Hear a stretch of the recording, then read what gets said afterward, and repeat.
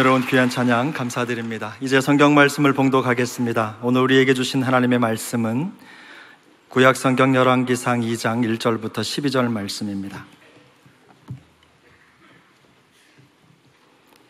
열왕기상 2장 1절부터 12절, 주신 말씀 중에 1절부터 4절 그리고 10절부터 12절까지의 말씀을 함께 교독하시겠습니다.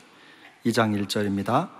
다윗이 죽을 날이 임박하매 그의 아들 솔로몬에게 명령하여 이르되 내가 이제 세상 모든 사람이 가는 길로 가게 되었노니 너는 힘써 대장부가 되고 내 하나님 여호와의 명령을 지켜 그 길로 행하여 그 율법과 계명과 율례와 증거를 모세의 율법에 기록된 대로 지키라. 그리하면 내가 무엇을 하든지 어디로 가든지 형통할지라. 여호와께서 내 일에 대하여 말씀하시기를 만일 내 자손들이 그들의 길을 삼가 마음을 다하고 성품을 진실이 내 앞에서 행하면 이스라엘 왕위에 오를 사람이 내게서 끊어지지 아니하리라 하신 말씀을 확실히 이루게 하시리라.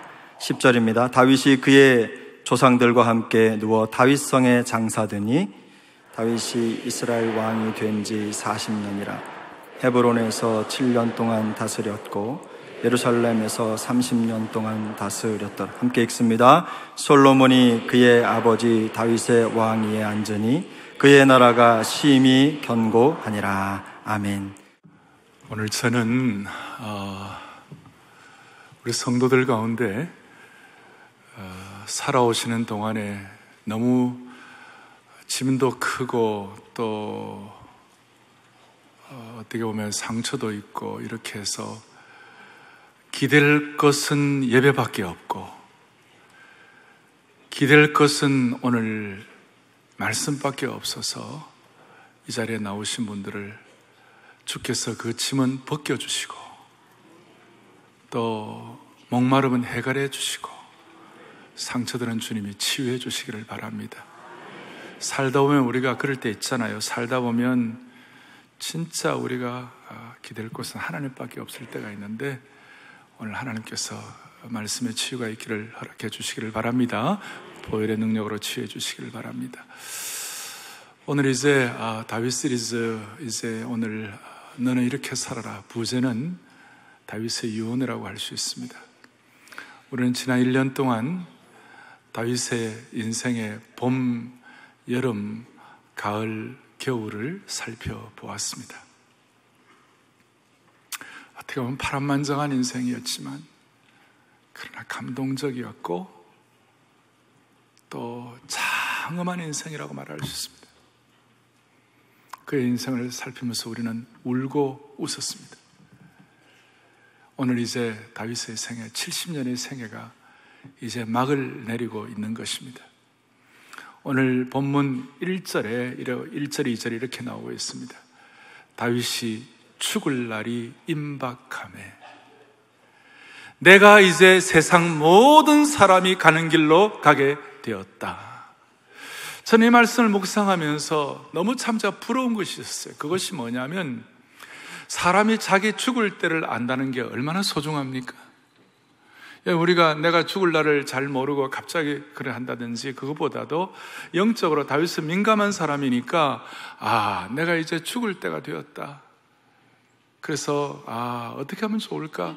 여러분 삶이 죽음 앞에서 어떻게 하면 됩니까? 가장 중요한 것은 소중한 유언을 다음 세대, 자녀 세대, 가족들에게 전하고 그렇게 한다면 그것은 정말 가치 있는 일 아니겠어요?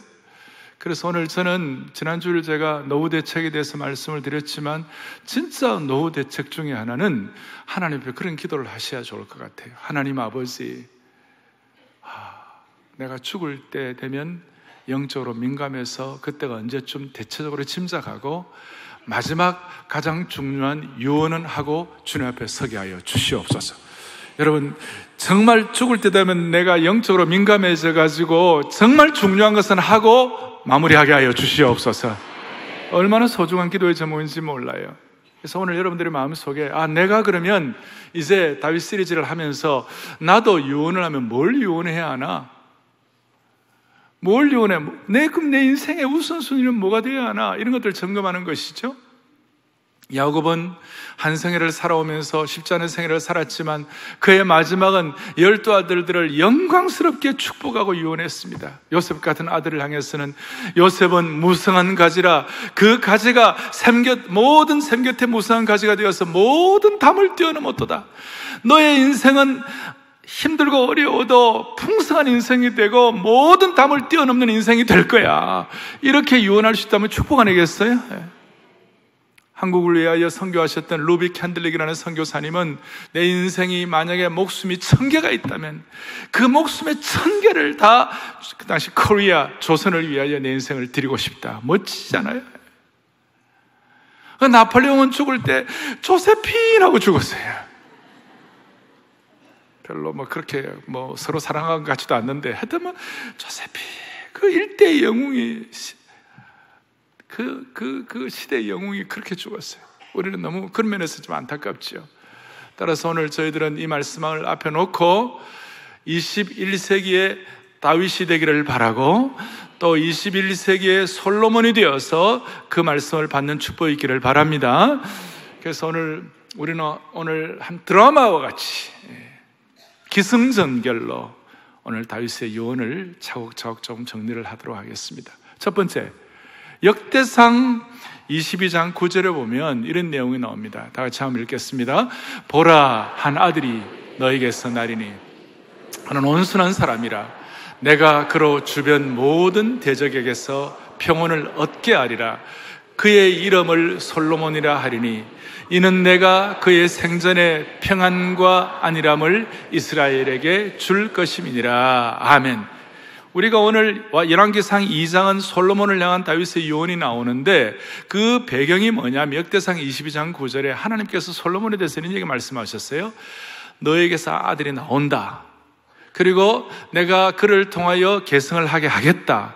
그 이름을 솔로몬이라 하겠다. 줄 것임이라. 그러니까 주어가 하나님이세요. 뭘 말하는가 하면 솔로몬의 실력과 능력으로 왕이 된 것이 아니에요. 하나님의 은혜로 일방적으로 솔로몬을 계승시켜 주신 것이에요.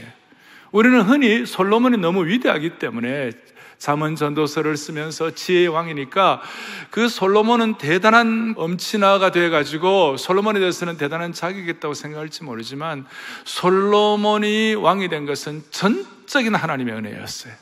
그래서 우리는 첫 번째, 너는 평생 하나님의 크신 은혜, 전적인 은혜에 민감하라. 이것이 무슨 말이냐 하면 솔로몬은 무자격자였어요.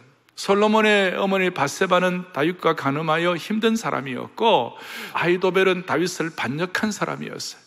그러니까 솔로몬의 왕자들 가운데 이런 하나님의 영적인 하나님의 계획에 대해서 민감하지 않은 모든 일반적인 왕자와 일반적인 백성들은 솔로몬이 왕이 되리라고는 아무도 생각하지 않았어요. 그저 압살롬 같은 사람, 지난주에 했던 아도니아 같은 사람이 왕 되는 거지 솔로몬은 왕 될 수 없다고 생각했어요. 자기가 없는 거예요.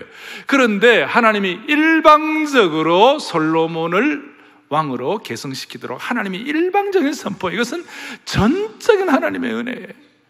그러니 오늘 여러분 예수 믿고 은혜라는 말을 모르면 우리 가장 중요한 것을 잃어버린 것 마찬가지 아닙니까?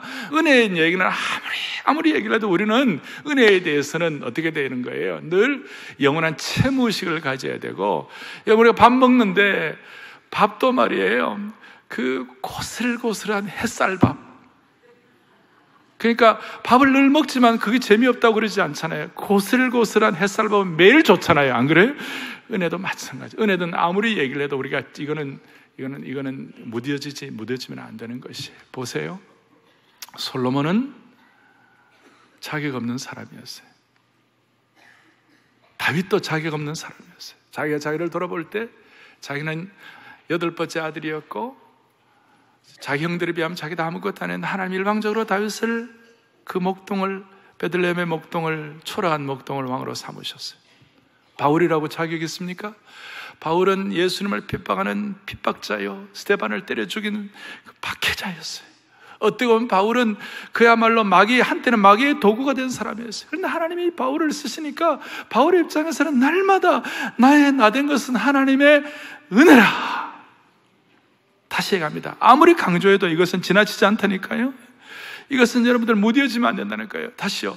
고슬고슬한 2000 햇살밥이 돼야 돼. 날마다 이게 리프레시. 베드로도 마찬가지. 초대교회 두 기둥 바울과 베드로는 뭐예요? 예수님을 3번 부인하고 저주한 사람, 자격 없는 사람이에요. 그러니 오늘 예배에 참석하면서 저와 여러분은 내가 뭘 할 수 있겠나? 겸손한 것은 좋지만 하나님의 은혜를 받는 것에 관한 우리는 영원한 채무식을 가지고 내 같은 사람을 왕 같은 제사장으로 삼으시고 솔로몬이 자격 없었는데 솔로몬을 왕으로 삼으신 그 하나님의 은혜가 지금도 연결되는 줄로 믿습니다. 이게 신앙이에요. 어떻게 흠결 많은 부족한 사람들이 모인 교회가 시온성과 같은 교회, 그의 영광 한없다 이렇게 찬양할 수 있습니까? 이것은 전적인 하나님의 은혜라는 것이에요. 그래서 이걸 정리해 볼 때 신앙의 가장 든든한 토대는 하나님의 은혜일 뿐만 아니라 은혜의 원칙이에요. 그리고 하나님의 은혜의 인사조치를 통해서 우리는 오늘까지 살아온 것이에요. 그래서 여러분, 은혜는 절대로 값싸지 않은 거예요. 은혜는 보링한 거나 은혜는 무덤덤한 것이 아니에요. 은혜는 2000 햇살밥처럼 날마다 고슬고슬해져야 되는 것이 값싸잖아요. 한국교회를 함부로 비난하면서 또 한국교회 내에 똑똑한 여러 참 교회에 똑똑한 사람들이 자주 하는 얘기 있잖아요. 한국교회가 이렇게 잘못된 것 중에 하나는 뭐 이렇게 은혜, 값싼 은혜, 강단에서 값싼 은혜를 얘기해가지고 그 값싼 은혜 때문에 성도들이 무디어져서 그렇게 적당히 삶으로 말면 어려워졌다. 여러분, 그런 얘기를 들을 때마다 저는 가슴을 치는 거예요. 은혜가 뭔지를 모르는 사람이다. 은혜는 무자격자가 하나님의 은혜를 받아 무자격자가 솔로몬이 되고 무자격자가 다윗이 되고 무자격자가 바울이 되는 것이기 때문에 이 은혜를 생각할 때마다 우리는 펑펑 울어야 된다. 우리는 여기에 감격이 넘치는 것이다. 그래서 값싼 은혜란 말은 있을 수가 없다. 은혜는 정말 값비싼 것이다. 그래서 값싼 은혜란 말을 함부로 한다는 것은 그것은 신앙의 탁상공론일 뿐이다. 그리스도인들이 이 세상을 살아가며 수많은 상처를 받습니다. 과거에는 이러한 상처 속으로 불만과 분노가 스며들면서 시간이 갈수록 그 몰골이 사나워지는 것입니다. 여러분, 상처받고 한평생 한으로 지낸 사람들의 얼굴이 어떤지 보세요. 뭐 잘났건 못났건 상관이 없어요. 그 얼굴이 어떤지를 보세요. 그러나 예수 믿고 나서 동일한 상처를 받아도 동일한 인생의 흠집이 있어도 그 속에 거기에 하나님의 은혜가 흘러 들어가게 되면 그 상처가 은혜를 만나면 삶을 보는 눈이 완전히 달라진다는 것이에요. 흔히 하는 얘기로 은혜가 흘러 들어가면 상처가 별이 되고 은혜가 흘러 들어가면 감옥 생활이 찬송 생활이 되는 거예요. From prison to praise가 되는 거예요. 무자격자 솔로몬이 다윗의 유언을 들어야 할 만한 왕의 계승자가 되었다면 우리도 하나님의 은혜를 받을 수가 있는 것입니다. 그럴 때에 고린도후서 6장 10절이 우리의 고백입니다. 은혜 받은 사람의 멋진 고백이에요. 다 같이 우리 크게 한번 선포하겠습니다. 근심하는 자 같으나 항상 기뻐하고 가난한 자 같으나 많은 사람을 부유하게 하고 아무것도 없는 자 같으나 모든 것을 가진 자로다. 할렐루야. 이 말씀 우리가 알아요. 그러나 오늘 좀 은혜에 대해서 채무의식을 가지고 할 때는 더 놀라운 거예요. 아무것도 없는 자 같으나 모든 것을 가진 자로다. 은혜의 선포인 것입니다. 따라서 사랑하는 성도 여러분, 우리 끝까지 하나님의 은혜에 민감한 인생 되기를 바랍니다. 평생 은혜에 민감하기를 바랍니다. 자, 저를 한번 따라하겠습니다. 평생 은혜에 민감하게 하옵소서. 아멘. 그래서 우리 모두는 끝까지 은혜에 민감하기를 바랍니다. 두 번째로는 오늘 2절과 4절, 2절부터 4절까지 뭐라고 나와 있어요? 이렇게 나와 있죠. 2절 뒤에 이렇게 나와 있습니다. 뭐라고 나와 있느냐? 너는 힘써 뭐가 되고요? 대장부가 되고 내 하나님 여호와의 명령을 지켜 그 길로 행하여 그 법률과 계명과 율례와 증거를 모세의 율법에 기록된 대로 지키라. 그리하면 너가 무엇을 하든지 어디로 가든지 형통할지라 그랬어요. 두 번째는 너는 유언, 두 번째 너는 말씀의 대장부가 되라. 자매들도 말씀의 대장부가 되기를 바랍니다. 형제들은 당당하게 남자답게 말씀의 대장부가 되어야만 하는 것입니다. 말씀의 대장부가 된다는 것이 뭐예요? 오늘 여기서 율법을 지키라고 그랬어요. 율법에 대해서는 오늘 나와 있죠. 법률과 본문에 보니까 계명과 율례와 증거 통틀어서 율법이라고 그럽니다. 여기에 법률은 레위기의 제사법과 같은 내용들이고, 계명은 십계명과 같은 것들이고, 율례는 사회법 같은 것들이고, 증거는 하나님이 광야기를 어떻게 인도하셨는지, 하나님이 내 인생을 어떻게 인도하셨는지를 인도에 대한 증거를 갖는 것이, 그게 바로 증거예요. 그러니까 무슨 말씀이냐? 하나님과의 이 율례에 관한 문제는 하나님과의 관계가 제대로 되면 나머지의 삶은 정리된다는 것이에요. 말씀과의 관계가 제대로 되면 나머지는 정리된다는 것이에요. 그러니 이것은 하나님과의 언약의 관계예요. 언약의 관계. 이 내용은 나중에 바울 사도가 재해석을 하면서 고린도전서 16장 13절에도 다시 한번 너는 깨어서 믿음에 굳게 서서 남자답게 강건하라 그랬어요. 우리가 하나님의 말씀을 가지고 말씀으로 대장부답게 강건하라, 그야말로 너는 말씀의 대장부가 되라 하는, 이것은 좀 포괄적이니까 좀 더 구체적으로 말하면 너는 사명으로 살아라 그 뜻이, 말씀으로 사명으로 살아라 그 뜻이. 신명기 6장 5절 보면 너는 이 말씀을 너는 마음에 새기고 내 자녀에게 부지런히 가르치고, 이런 것들이 사명인데, 자녀에게 부지런히 가르치는 이 과정을 거치기 위해서는 마음에 새기라 이 말이에요. 사명자가 되라 그 말이에요. 그러니까 가르치기 전에 믿음으로 본을 보이라 이 말이에요. 이거 큰 부담이에요. 거룩한 부담이고 큰 부담이에요.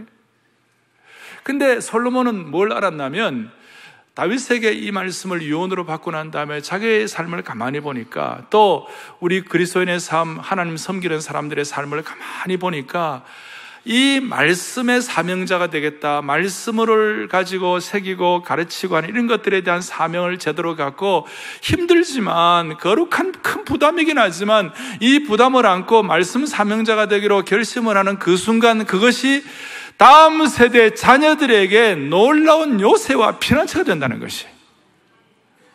잠언 14장 26절을 보겠어요. 이렇게 나와 있어요. 같이 보죠. 여호와를 경외하는 자에게는 견고한 의뢰가 있나니 그 자녀들에게, 너무 감사한 말씀이에요. 현대인의 번역은 조금 더 자세히 이렇게 번역되어 있어요. 여호와를 두려운 마음으로 섬기는 자에게는 안전한 요새가 있으니 이것이 그의 자녀들에게 뭐가 된다고요? 피난처가 된다.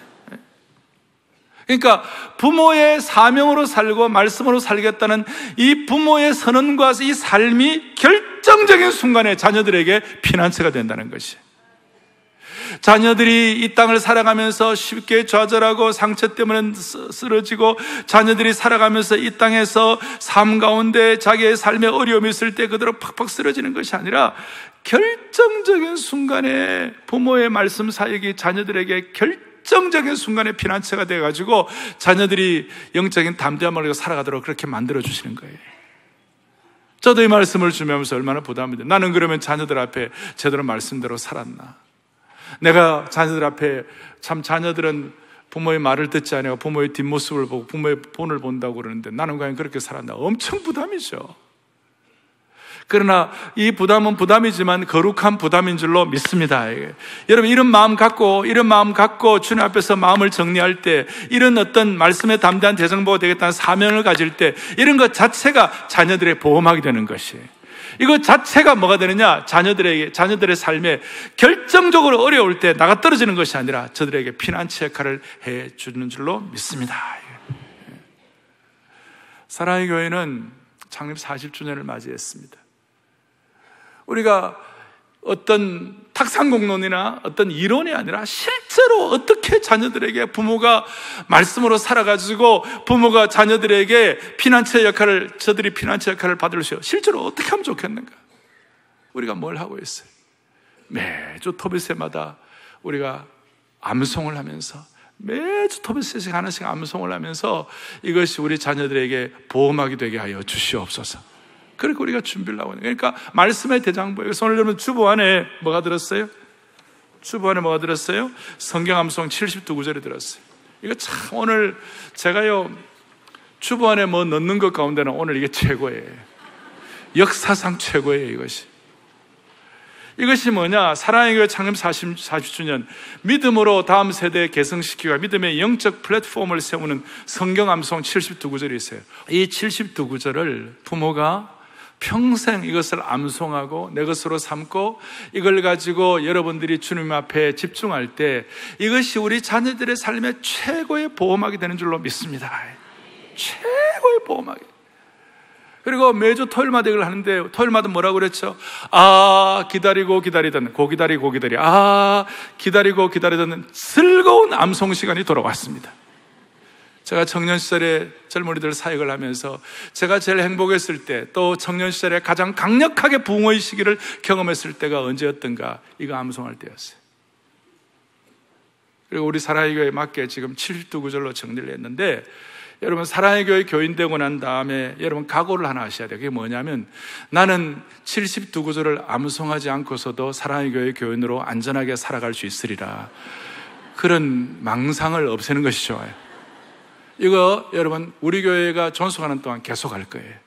그러니까 72구절 다 하고 나면 또 첫 구절로 돌아갈 것이고, 다 하고 나면 매주일마다 6구절, 12구절씩 이렇게 토요일마다 이렇게 암송하면서 이것이 우리 자녀들에게 최고의 말씀의 대장부가 되라고 하는 하나의 흔적이 될 수가 있는 것이, 할렐루야, 자녀들의 피난처가 될 것이.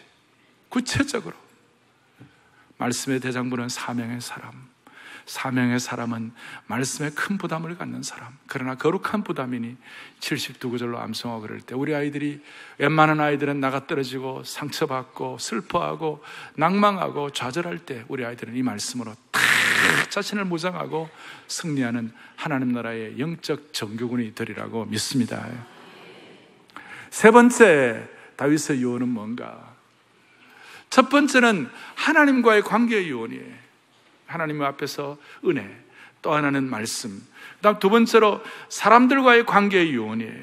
그래서 세 번째 유언의 핵심은 뭐냐? 거기 보니까 그 다음 이제 오늘 본문 쭉 있던 내용들이 요압과 시므이를 처단하라.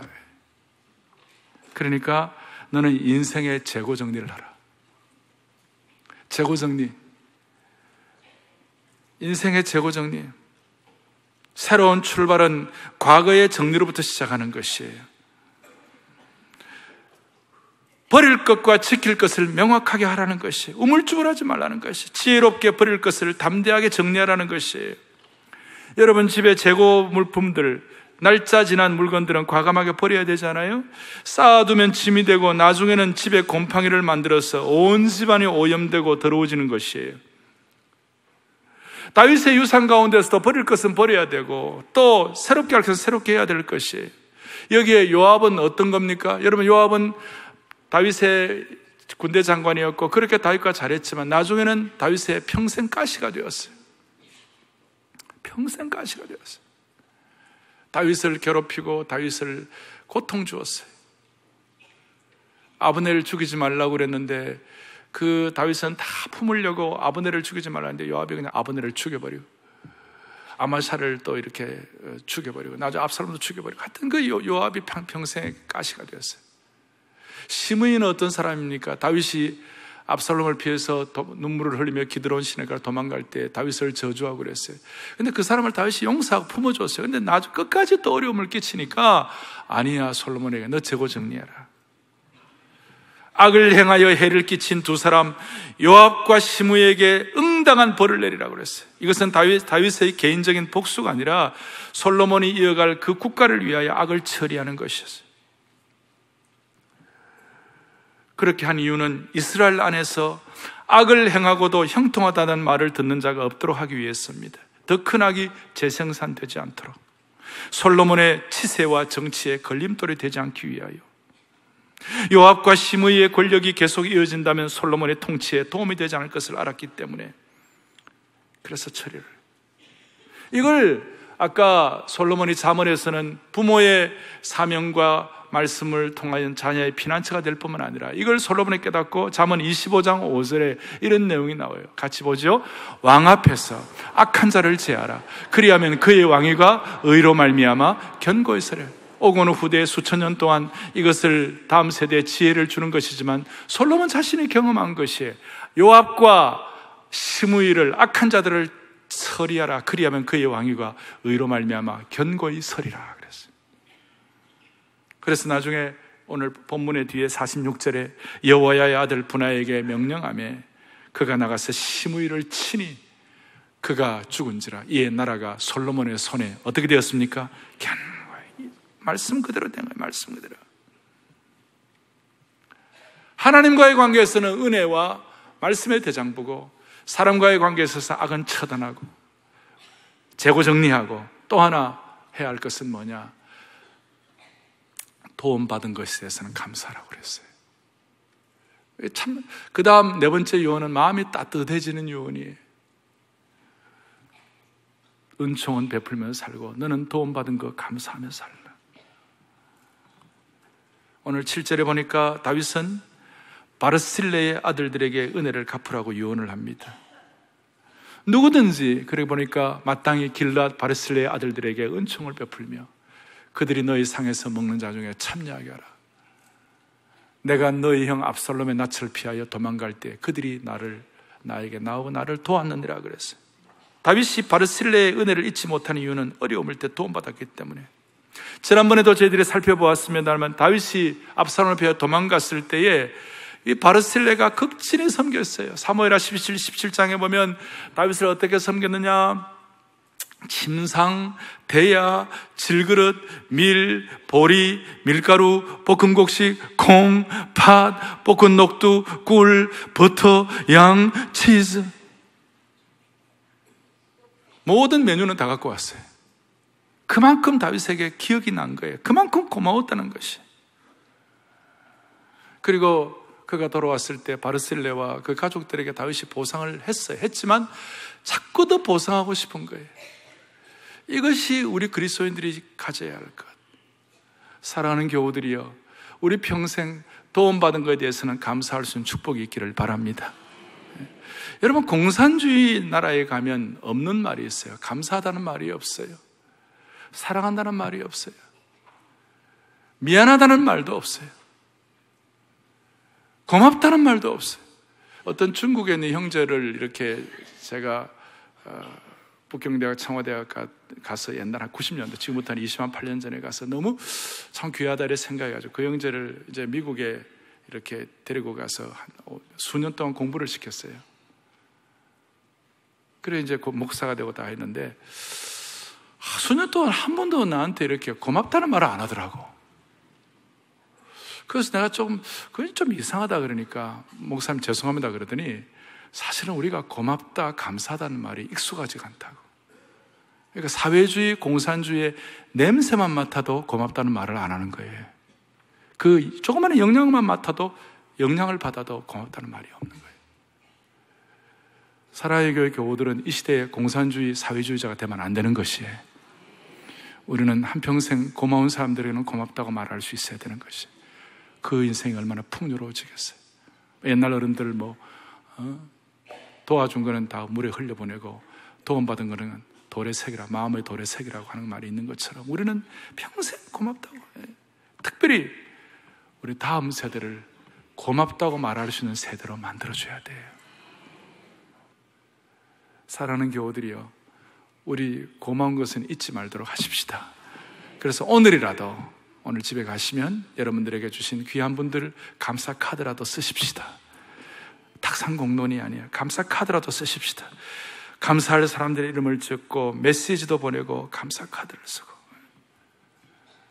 바울 사도는 자기에게 주신 하나님의 사람들이 너무 감사해서, 브리스가와 아굴라 같은 사람들이 너무 감사해서 그 감사할 사람 명단이 쫙 나와요. 로마서 16장 3절 4절 한번 보겠습니다. 너희는 그리스도 예수 안에서 나의 동력자들인 브리스가와 아굴라에게 4절 계속 그들은 내 목숨을 위하여 자기들의 목까지도 내어놓았으니 나뿐만 아니라 이방의 모든 교회들 그들에게 감사하느니라. 자기의 목숨까지 내놓으니 본인뿐만 아니라 이방 모든 교회들, 모든 공동체가 그들에게 감사하느니라. 얼마나 멋있어요. 이 아름다운 감사가 주어지기를 원하는 것입니다. 이런 역할을 여러분들이 감당할 때에 21세기의 다윗과 솔로몬의 역할을 할 수 있으리라고 믿습니다. 네 가지로 오늘 말씀을 드렸습니다. 첫째는 은혜, 영원한 채무자. 두 번째, 말씀의 대장부, 하나님과의 관계. 사람과의 관계는 재고처리, 재고정리. 그 다음에 감사할 사람들에게는 감사하라. 이것이 저와 여러분들의 인생을 영적으로 성공하게 해 줄 것입니다. 이것이 교회적으로, 교회 공동체는 어떻게 하면 좋습니까? 사랑의 교회라는 교회는 이 공동체인데, 공동체도 동일하지요. 사랑의 교회는 끝까지 은혜에 민감한 교회 되기를 바랍니다. 특별히 대형교회가 한 사람 한 사람을 잘 보살필 수 있는 일이 얼마나 가능할까 늘 고민이었는데, 3차 산업혁명 시대는 힘들지만 4차 산업혁명 시대에 오늘 이 빅데이터, 인공지능, 사물인터넷, VR 시대, 특별히 이런 시대에는 우리가 스마트폰 시대에는 유튜브라든지 스마트폰의 모든 기능들을 우리가 잘 동원해서 한 사람 한 사람을 소중하게 은혜의 사각지대가 없이 섬길 수 있는 그런 축복을 주실 하나님을 믿습니다. 두 번째로는 말씀에 대해 부탁하는 사랑의 교회의 말씀은 우리에게 주신 제자훈련, 사역훈련, 큐티, D형 큐티, 그 다음에 수많은 오늘 암송 다 있습니다만은 우리가 이런 말씀 훈련을 머리로만 하는 것이 아니라 실제로 할 수 있도록 우리 이웃사랑, 장애인 사역, 북한 사랑, 호스피스 사역 다 실질적으로 할 수 있도록, 그리고 또 우리 교회는 제자훈련 2.0 시대에 단기 선교를 통해 실제로 이 말씀 사역이 우리에게 이렇게 체화될 수 있도록 이걸 통해서 한국교회에 이게 스며 있는 영적 패배주의를 극복할 수 있도록 은혜 주시기를 바랍니다. 그리고 네트워크예요. 서로 관계예요. 복음주의의 클라우드, 복음주의의 지난 리더 수양의 순장 수양에 말씀드렸듯이 우리 클라우드라는 게 있어요. 거기에 있는 자료들을 빼내고 거기 있는 자료들을 내게서 인용하고 그러는데, 사랑의 교회는 복음주의 허브의 클라우드 역할을 감당해서 한국교회와 주위에 있는 많은 주의 백성들이 제자훈련에 관한 한, 영적 성숙에 관한, 세계 비전과 하나님 나라에 관한 필요한 자료들을 다 뺏어 쓸 수 있도록 사랑의 교회가 복음주의 허브의 클라우드의 네트워크가 되기를 바라는 것이에요. 결론을 내리겠습니다. 다윗이 이와 같이 유언을 하게 될 때에, 나중에 이 내용이 역대상 29장에도 나오거든요. 역대상 29장인데 이런 유언을 하게 될 때 무슨 일이 벌어졌는가? 그의 생애가 수많은 참 골짜기와 정상과 아픔과 상처와 고난과 수많은 일들이 일어났지만 이런 유언을 하게 되니까 역대상 29장 20절을 다 같이 보겠습니다. 함께 보겠습니다. 다윗이 온 회중에게 이르되 너희는 너희 하나님 여호와를 송축하라 하며 회중이 그의 조상들의 하나님 여호와를 송축하고 머리를 숙여 여호와 왕에게 절하고 22절도 보겠습니다. 이날에 무리가 크게 기뻐하여 여호와 앞에서 먹으며 마셨더라. 무리가 다윗의 아들 솔로몬을 다시 왕으로 삼아 기름을 부어 여호와께 돌려 주권자가 되게 하고 사독에게도 기름을 부어 제사장이 되게 하니라. 아멘. 마지막 이런 유언들을 마치고 나니까 무슨 일이 벌어졌는가? 찬양이 있어졌어요. 감사가 있어졌어요. 참 예배가 있어졌어요. 나중에는 잔치를 하게 됐어요. 사랑하는 교우들이여, 인생의 최고의 유언은 마지막 하나님 앞에 찬양하고 예배하는 것입니다. 다윗은 이 예배자로서 승리가 된 거예요. 인생 최고의 유언은 예배와 찬양과 감사가 되게 하여 주시옵소서. 수많은 사람들이 다윗을 무너뜨리려고, 수많은 모략가들이 다윗을 죽이려고, 수많은 대적자들이 다윗을 고통스럽게 하려고 했지만 결국은 그것을 승리하지 못하게 한 것이, 다윗은 끝까지 하나님 앞에 예배자로, 찬양자로, 감사자로 살아남은 것이에요. 그것이 다윗의 생애를 승리하게 만든 것입니다. 오늘 우리의 마음에 소원을 해야 할 것입니다. 이 다윗의 생애의 마지막을 우리가 보면서 어떻게 해야 할 것이에요? 하나님 아버지, 내 생애의 마지막 날, 나 병원에서 마지막 아파가 죽지 말게 하여 주시옵시고, 내가 아파서 인생의 끝이 나더라도 마지막에는 딱 가족들과 함께, 내가 누워있는 동안에 가족들과 함께 가족들이 찬양하고 예배하고 주님 앞에 예배하고 찬양하는 그 순간 내 인생을 주님 앞에 서게 하여 주시옵소서. 가족들이 찬송하는, 저는 지금 내줄 우리 할아버지 돌아가실 때 저 좋은 낙원 이르니 그 희랑 내리라 글쎄 영화롭도다 낙원이여 그 기와 요초 향기는 풍편에 날아오는데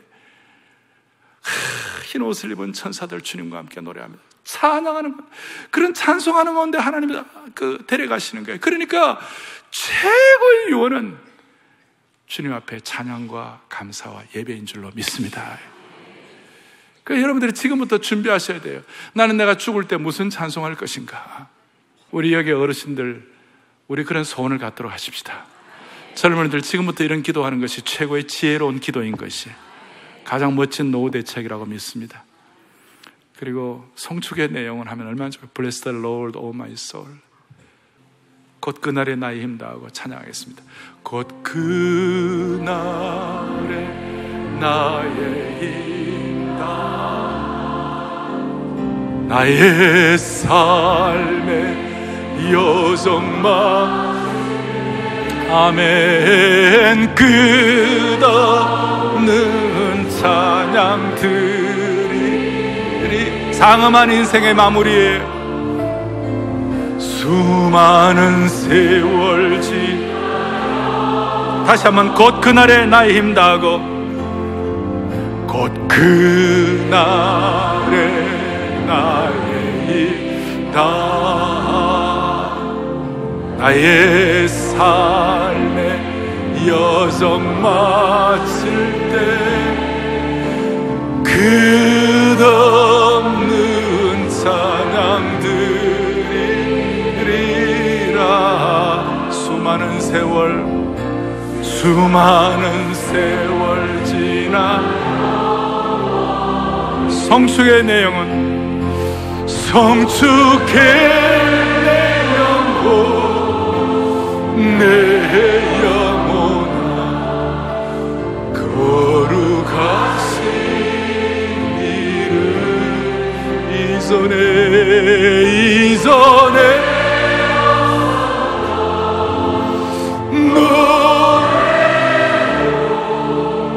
나 주님을 경배. 아멘. 가슴에 손을 얹겠습니다. 아주 중요한 순간입니다. 오늘 이런 기도와 이런 소원이 믿음의 축적이 되게 하여 주시옵소서. 언젠가는 이 기도 제목이 응답될 줄로 믿습니다. 그런 마음으로 저와 함께 마음을 같이 해서 제가 기도하겠습니다. 자비로우신 하나님 아버지, 오늘 다윗을 통하여 주님께서 예비하신 주의 음성을 듣게 하심을 감사와 찬양을 올려드립니다. 주여, 우리 모두는 이 시간 주님 앞에서 서는 그날까지 영원한 은혜에 관한 한 채무자가 되게 하여 주시옵소서. 그리고 앞으로 주실 은혜를 더욱 사모하게 하시고 우리 말씀의 대장부가 되게 하시고 올바른 관계 정리하고 고마운 사람들에게는 참된 감사를 표현하는 성숙한 인생 되게 하여 주시기를 원하옵나이다. 우리 교회는 은혜의 사각지대가 없게 하시고 다음 세대를 말씀으로 세우는 교회가 되게 하시고 올바른 넷독을 통하여 복음주의 허브가 될 수 있도록 불쌍히 여겨 주시옵소서. 우리 모두 주님 잘 섬겨서 우리가 주님 앞에 서는 그 시간 찬양하며 예배하며 우리 인생을 마무리하는 크신 은혜 베풀어 주시옵소서. 우리 주 예수 그리스도를 받들어 간절히 기도 올리옵나이다. 아멘.